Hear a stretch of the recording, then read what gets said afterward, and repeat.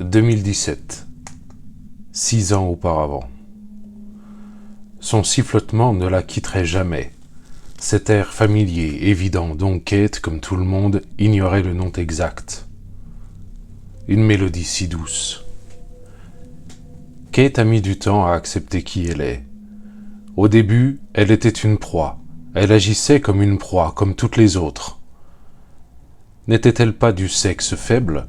Un être fragile, forcément. Blonde, mince, plutôt jolie de la vie générale. Une victime désignée pour tous les porcs, tous les forceurs ayant besoin de se rassurer sur leur virilité. Parce qu'elle était une femme, justement, elle a toujours soutenu que la vie est plus précieuse que tout. Que la tolérance doit s'imposer pour sauver le monde. C'est la raison qui l'a poussée à vouloir être psychologue, dès son adolescence. Tout ce qu'elle souhaitait, c'était aider les autres, leur permettre de surmonter leur traumatisme par la parole et l'acceptation de leurs propres fantômes. Au début, oui. Avant le sifflotement. Toujours ce même air, chaque fois qu'il arrivait.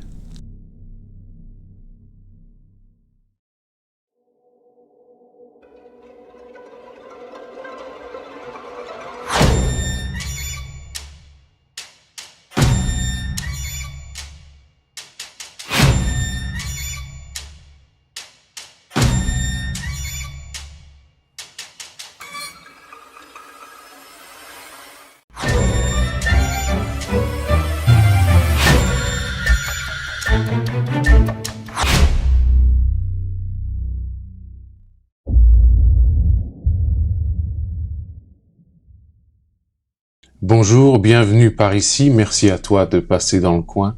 Avant de commencer, information importante, le wombat est le seul être du règne animal à produire des excréments carrés. Et maintenant que je l'ai dit, je relativise l'importance de cette information. Aujourd'hui, je vais te parler d'un livre qui n'intègre toujours pas le challenge lecture en cours sur cette chaîne, le challenge à vos livres, dont tu trouveras la vidéo explicative dans la description, car sur YouTube, je suis encore en retard. Promis, le prochain avis lecture concernera un livre du challenge. Aujourd'hui, il va être question d'un livre récent, très récent même, que j'ai reçu en janvier et qui fait office de cadeau de Noël puisqu'il m'a été offert par Ron, le Philippin qui m'a accueilli en octobre 2023 dans son pays. Il m'a demandé de choisir un livre et j'hésitais entre le dernier Maxime Chatham, Prime Time, ou alors attendre le 16 janvier 2025 pour avoir le prochain Cédric Cyr.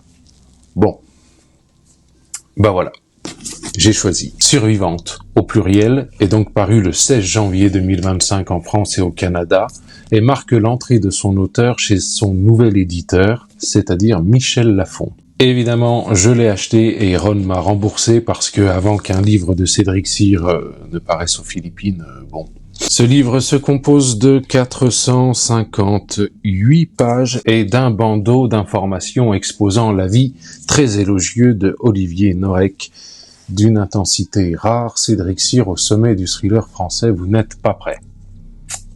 Voilà, qui est sans doute sincère, hein, mais au hasard, lui aussi est un auteur Michel Lafon. La couverture a été élaborée par Émilien Castin, graphiste chez Michel Lafon, et la seule information que nous ayons à propos de la photo de base, c'est qu'elle vient de Shutterstock.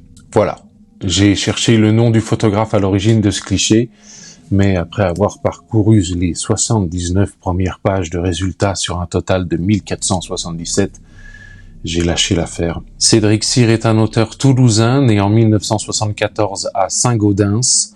En plus de son activité d'écrivain, il est aussi le chanteur du groupe de death metal Angelizer. Je ne sais pas exactement si ce groupe est encore en activité ou juste en pause, mais par contre je sais que c'est hyper stylé. Cédric Cyr est un mec qui a compris que la littérature pouvait être un terrain de jeu. Il s'est imposé comme un maître du thriller en France avec des romans comme Vindicta ou Du feu de l'enfer. Il s'est spécialisé dans les intrigues rythmées, les personnages borderline et les atmosphères aussi pesantes qu'un enterrement sous une averse de plomb. Son style direct, nerveux, efficace, sans fioriture. Chez lui, pas de longue description poétique, chaque phrase sert à frapper fort. Et Survivante ne déroge pas à la règle. Un conseil avant de continuer, accroche-toi, parce que ça va être brutal.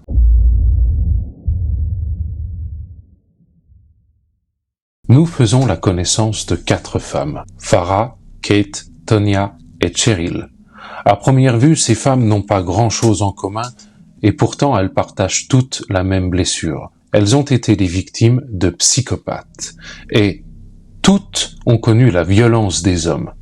Ce sont toutes des survivantes. Une violence brutale à laquelle elles ont échappé de peu et parfois uniquement grâce à un coup de main hasardeux du destin. Cela va de la violence conjugale, de la pire espèce, au kidnapping, à survivre dans une cage, dans la boue et la merde au milieu des ports. Elles en gardent des mutilations, mais ça n'est pas encore le pire parce que c'est handicapant, mais c'est cicatrisé. La blessure psychique, elle, est encore bien ouverte, et avec le temps, elle est même surinfectée. Elles mènent des existences très différentes. Tanya est mariée, mère de famille, bien sous tout rapport en apparence, et vétérinaire. Cheryl est informaticienne, cheveux rasés, vêtements trop grands, elle a effacé toute forme de féminité. Farah est sophistiquée, délicate, très attentive à son image.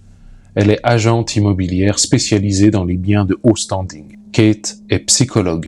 Elles ont une autre chose en commun. Les forces de l'ordre et l'institution judiciaire n'ont pas su répondre à leur soif de justice. Soit leurs bourreaux n'ont jamais été attrapés, soit les sentences prononcées ont été, un crachat dans leur gueule. Elles sont toutes unies par le même désir de vengeance. Dans leur chasse, elles ont négligé un détail d'une importance capitale. Les loups, ça vit en meute.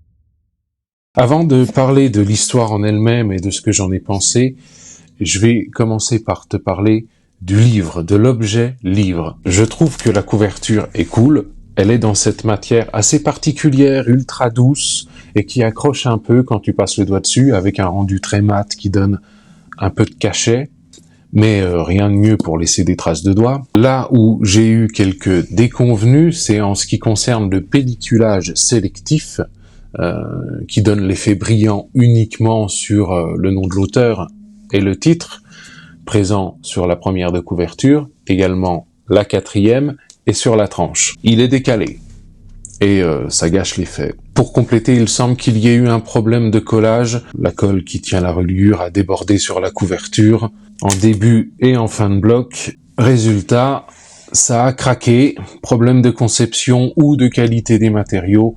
Bien évidemment, rien de grave là-dessus, mais je sais déjà qu'il ne s'agira pas d'un livre qui vieillira bien. Les éditions Michel Lafon, c'est quand même une grande maison d'édition et je trouve que la qualité de fabrication et la qualité des finitions sont en décalage par rapport à ce qu'on peut espérer d'eux. Encore une fois, je le répète, il n'y a rien de grave là-dedans, mais c'est un point de déception malgré tout. Il s'agit du 3e livre de Cédric Cyr que je lis après L'Enfant des cimetières et de Fièvre et de sang que j'ai lu à l'occasion d'une LC organisée sur Discord. En ce qui concerne ces 2 derniers, ils sont tous les 2 dans la série Svarta et Vauvert et il s'agit de thrillers fantastiques et j'avais surkiffé. Avec Survivante, c'est ma première lecture de cet auteur en thriller pas fantastique. Donc je ne peux pas véritablement la rapprocher de ce que je connaissais déjà de cet auteur, sauf sur un point. J'ai adoré. Même si ça n'est pas mon préféré, il est 3e, donc il reste sur le podium. Bon, 3e sur 3, certes. Je manque d'idées pour te signifier que j'ai préféré les autres, mais que celui-ci j'aime beaucoup quand même. Il y a chez Cédric Cyr une forme de transgression que j'aime beaucoup. C'est violent, infiniment violent. Les passages gore le sont véritablement sans pour autant que ça ne soit injustifié. C'est absolument épouvantable. Et j'adore ça. Et alors, les chapitres s'enchaînent à un rythme effréné. Ce livre, c'est 458 pages, et c'est aussi 103 chapitres. Donc une moyenne de 4 pages et demie par chapitre. Donc, ils sont courts, et percutants, et tout te pousse à continuer encore et encore, même si ton réveil affiche 3 heures du matin. Tu ne peux pas t'empêcher de vouloir en lire encore un, puis encore un, et finalement, t'as lu 50 pages. Et il est temps de dormir, mais il y a toujours un retournement de situation pour te rappeler que dans ce livre, personne n'est à l'abri. Je suis plutôt coutumier de ce genre de littérature, et tu le sais, s'il y a une chose qui peut complètement ruiner le plaisir que tu peux ressentir à découvrir ces histoires, c'est quand tu devines la fin avant qu'elle ne te soit officiellement annoncée. Là aussi, il y a un twist final, mais je ne l'ai pas vu venir. Et ce n'est pas tant parce qu'il t'est impossible de relever les indices disséminés tout au long du récit, non, c'est plutôt parce que des indices, il n'y en a pas. Le twist final ne repose pas sur une situation qui était prévisible. Donc, parti de là, tu ne peux que te faire balader. Les 4 personnages principaux de cette histoire sont magnifiquement bien écrits. J'ai distingué 2 parties dans ce roman. La première te décrit ces femmes, ce qu'elles ont traversé, comment elles s'en sont sorties et comment elles gèrent leur traumatisme aujourd'hui. Et c'est époustouflant de justesse de constater comme l'auteur les a fait toutes à ce point différentes et pourtant toutes d'une extrême justesse. Certaines font preuve d'une résilience, en apparence du moins, car leur manière de survivre à ce qu'elles ont subi, c'est de faire comme si le mal n'avait jamais existé. C'est un masque. D'autres, au contraire, se marginalisent. Elles se retirent de la société qui les a trahis et elles considèrent que cette dernière a une dette envers elles, qu'elle n'arrivera jamais à combler. Je ne suis pas en train de te dire qu'il y a une hiérarchie entre les manières acceptables de réagir après avoir subi un traumatisme. Pas du tout. Et l'auteur s'en garde bien, lui aussi. Ce que je te dis, c'est que tu les comprends toutes. Et en faisant preuve d'un peu d'humilité, personne ne peut prédire quel chemin il empruntera après avoir affronté l'horreur. Ni s'il empruntera toujours le même à chaque fois pour les plus malchanceux. Je suis rentré en hyper-empathie avec les personnages, et si parfois il leur arrivait de réagir trop fort, trop durement, plus tu en apprends sur elles, plus tu trouves les justifications. La deuxième partie est plus centrée sur la vengeance de ces femmes, tout ce que ça implique et toutes les conséquences. Ce roman est rempli de psychopathes de la pire espèce, donc si tu aimes découvrir des fous dans tes lectures, là, Cédric Cyr nous a gâtés. Par exemple, on n'est pas sur le genre d'homme qui fume une clope après l'amour, non, non, non. Là, ce serait plutôt le genre d'homme qui, après l'amour, termine l'autopsie et se rassure comme il le peut en se disant que ce moment de faiblesse ne fait pas de lui un mauvais vétérinaire. Ne me regarde pas comme ça, je ne suis pas véto. Ah oui, là on est sur du beau cinglé. Ces déviances sont amplifiées par l'impunité dont ils bénéficient, soit par leur emploi, soit par leurs relations, soit par l'incapacité totale des forces de l'ordre et du système judiciaire en France. Et c'est là où je vais faire preuve de prudence, car ce livre fait passer les gendarmes, les policiers et les tribunaux pour un ramassis d'incompétents. Quelque part, je suis d'accord, car sans dire qu'il faille le vivre personnellement, on voit tous dans les journaux des jugements, des condamnations ou des applications de peine qui nous semblent insolents. Et d'un autre côté, quand les institutions travaillent correctement, eh bien on n'en parle pas. Probablement que la vérité n'est ni toute blanche ni toute noire, les nuances de gris, ça existe. Et il paraît qu'il y en a au moins 50. Là, je trouve que les institutions sont systématiquement tournées au ridicule et que ça manque de nuances, justement. Le seul policier qui agit pour faire valoir un peu la justice, justement, il a été exclu de l'institution. Tout cela donne un aspect un peu caricatural, donc si tu es du genre à aimer un peu les nuances, ça risque de t'énerver. Dans ses remerciements, Cédric Cyr a écrit « Et merci enfin à toi, ma sublime Tatiana, tu sais les ténèbres d'où viennent cette histoire. » Alors, c'est assez nébuleux, mais je me dis que si Cédric Cyr a écrit ça, c'est qu'il doit connaître une personne qui a été victime d'une injustice. Je sais pas, je me fais peut-être des films. Pour terminer, je vais aborder ce qui est selon moi le point noir de cette histoire, quelque chose que je n'ai véritablement pas aimé. Cheryl n'est pas informaticienne en réalité. Là, quand on en est à ce point-là, elle est magicienne. Je suis développeur informatique. Donc c'est très probablement une sensibilité particulière que j'ai et que tu n'auras peut-être pas. Mais ce n'est pas possible là. Il y a de trop nombreuses fois où l'intrigue progresse uniquement grâce aux prouesses en informatique de Cheryl. À ce niveau-là, elle a été formée au KGB.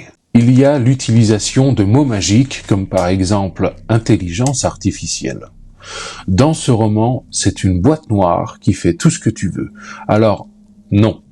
En réalité, ça ne se passe pas comme ça. Je ne vais pas rentrer dans les détails, mais Cheryl a une installation particulière qui est chargée de surveiller sa boîte mail, sa ligne, et qui l'alerte quand il y a une tentative d'infraction. Et comment elle l'a eu?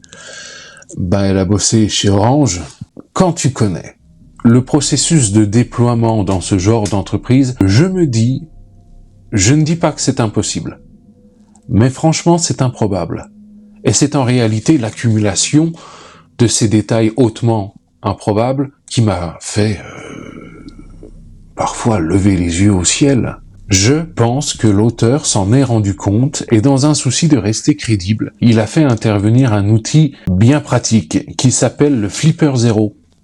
Alors ça tombe de nulle part et je pense que beaucoup de lecteurs ont dû se demander ce que c'est, car il n'y a aucune information sur le Flipper Zero. C'est ça. Un couteau suisse qui permet d'opérer sur une grosse partie des protocoles de communication sans fil. La Wi-Fi, le Bluetooth, l'infrarouge, l'onde radio, le RFID, etc., etc. C'est vendu à but éducatif uniquement, mais c'est très clairement possible d'en faire un usage détourné à des fins malveillantes. Et même si c'est un appareil dangereux, encore une fois, Cheryl en fait une utilisation magique. Encore une fois, dans ses remerciements, Cédric Cyr écrit « Je salue blablabla, ta. Et une nouvelle fois le développeur en opération de sécurité Yann Gautron pour son expertise sur le monde en permanente évolution des technologies numériques. En sachant que toute prise de liberté par rapport à la réalité en ces pages est de mon seul fait, est totalement assumée pour les besoins de cette histoire effrénée. Alors, puisqu'il en prend la responsabilité, je le dis, là, Cédric Cyr, il a déconné. Il a déconné grave.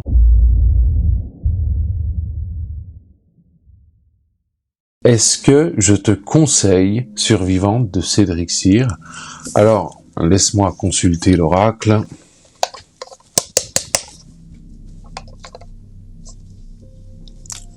Looks like yes. Il semblerait que oui. C'est raccord. Tombe pas. Franchement, j'ai adoré, même si je maintiens que l'outil informatique est ici capable de tout. Je sais reconnaître que c'est une sensibilité que j'ai à cause de mon activité professionnelle. S'il y a autre chose de magique dans cette histoire, c'est que si tu t'y connais peu dans l'outil informatique, eh bien, ce problème disparaît. Ça sonne vrai. C'est haletant, c'est rythmé, c'est intense, c'est à la fois un scénario, une idée de base hyper classique, mais ça reste surprenant dans son développement. Les personnages sont excellents. L'ambiance est poisseuse à souhait, c'est un vrai bon thriller. Et je pense que les fans de Tillier, les fans de Chatham s'y retrouveront pleinement là-dedans. Si je dois rapprocher ce bouquin avec d'autres œuvres que je connais, évidemment, il va être question de vengeance. Je pense au film I Spit on Your Grave, traduit en français, ça donne « Je crache sur ta tombe ». C'est joyeux, hein. L'histoire d'une femme qui décide de traquer ses agresseurs et de leur faire bouffer leur mort force 10 000. Compliqué à conseiller comme film parce que c'est hyper violent, avec à peu près tous les trigger warnings possibles et imaginables. Et je pense aussi au film sud-coréen J'ai rencontré le diable, qui raconte l'histoire d'un homme qui traque le meurtrier de sa fiancée enceinte. Et alors, finalement, entre le meurtrier et le veuf, qui est le diable dans l'histoire ? Ce film, J'ai rencontré le diable, est excellentissime. C'est un thriller horrifique dans la même famille que Seven. Si tu ne l'as pas vu, je te le conseille. Alors, je n'en ai lu que 3. Donc, tu vas te dire, c'est un peu tôt, mais bon, je fais ce que je veux. J'ai décidé que jusqu'à nouvel ordre, Cédric Cyr serait mon auteur français de thriller préféré.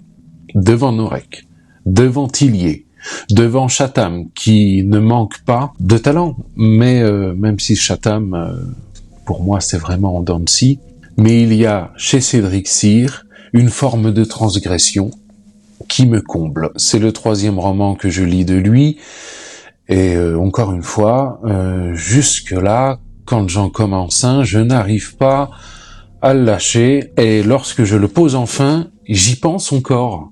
Et parfois même ça m'obsède. Si tu cherches une histoire subtile et nuancée, bon, t'as peut-être pas frappé à la bonne porte. Mais franchement, c'est pas grave, parce que la baston, c'est sympa aussi. C'est tout pour cette fois. Si tu as lu Survivante de Cédric Cyr qui est paru aux éditions Michel Lafon, tu peux partager ton avis dans les commentaires et partager tout ce que tu voudras. Tu peux aussi utiliser les commentaires pour m'encourager à lire un autre livre de Cédric Cyr, mais tu vas perdre ton temps. Ça arrivera, c'est sûr et certain. N'oublie pas, doute de moi et de tout ce que je t'ai dit, c'est important. En attendant la prochaine fois, je te souhaite une bonne soirée. Bye.